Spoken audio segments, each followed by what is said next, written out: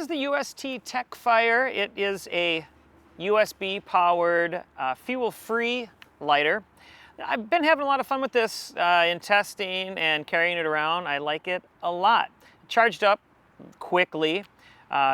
Initial impression, just when you kind of pick it up, it's in a rubberized housing that is very comfortable in the hand, very non-slip, even if it's damp.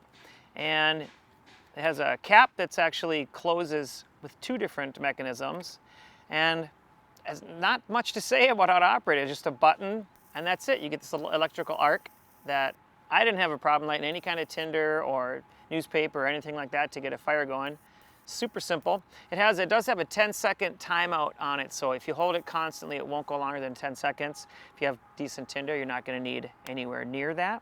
It also has a little light on the bottom, so if you tap the ignite button twice with the cap closed, and you get a little light, which is plenty of lumens for finding something at the picnic table or making your way to the outhouse or whatever you're trying to do at night. And then the paracord, it's kind of interesting. There's a part of the paracord works really well as tinder, and then there's an inner smaller strand that they say is good for if you needed an emergency fishing line or even sutures. Hope you're not in that kind of situation ever.